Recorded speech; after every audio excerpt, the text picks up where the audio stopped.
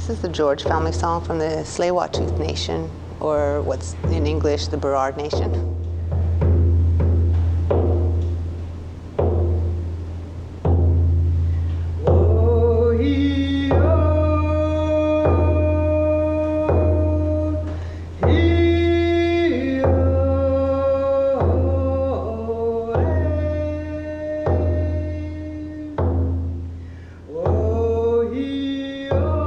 I don't believe we're ever going to get justice here.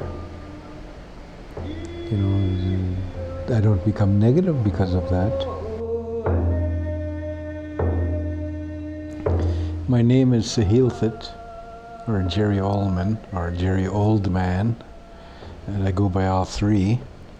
And I'm a survivor of Kamloops Indian Residential School. My English name is Alana Young, and I'm a visitor here on the Coast Salish territories, in particular the Musqueam. It's in process, so there's different truth and reconciliation processes around the world. This one came out of the residential school court processes as a recommendation. And so it's one of the initiatives to restore Aboriginal relations, respectful relations, which is part of the original treaties. So on one hand, it's a way to inform people of the existence of that's a part of our history, because a lot of people don't really know about that piece of their history, or in Canada.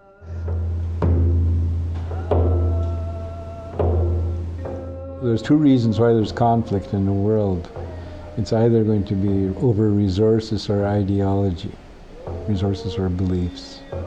In this case, it's both. You know, that's why it started. And you can't blame them.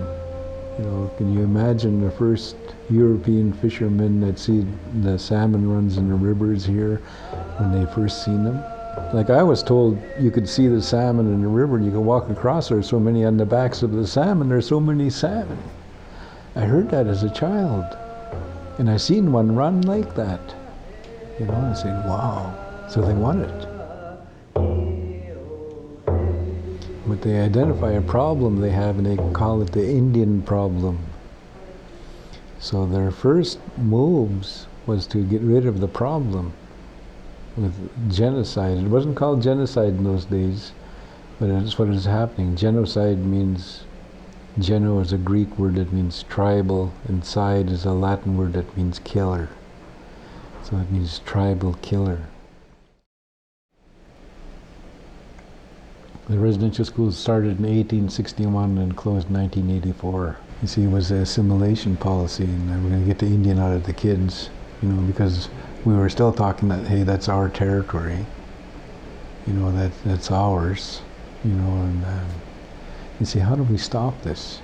English immersion in residential schools was English immersion with violence. You know, and it's very effective. And in the residential schools, they were beating people for speaking their language, so people stopped speaking the language. There were cruel things done to infants that were speaking their language. Strappings, forced to kneel for hours on, you know, grains of rice that, you know, were uncooked because they'd bite into the knees. They'd have to hold Bibles up in their hands like this, you know, for speaking their language. And some were with needles in their tongue or shaved their heads for speaking the language.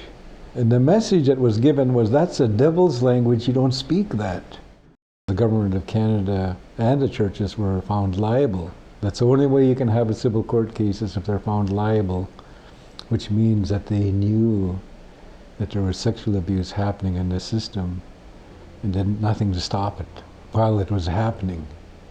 What does what happened in the past have to do with right now? And as you get older, you notice that it does have a lot to do with the way situations are right now. We'll really build on people's inherent goodness to be able to make the future better. Of course, there's going to be social problems because the common medication for sexual abuse, historical trauma, was addictions. Alcohol and drugs, gambling, you know, to mask, to try and rid themselves of those sexual abuse memories when they were children. You know, when you leave there, what kind of interpersonal skills do you have, you know, and what do you have when you leave there? Created a lot of problems, I believe, today that are still here today. You see, the money that was given out, called the common experience, was for family and culture. The reason why they'd say culture, for instance, was because our languages are dying today.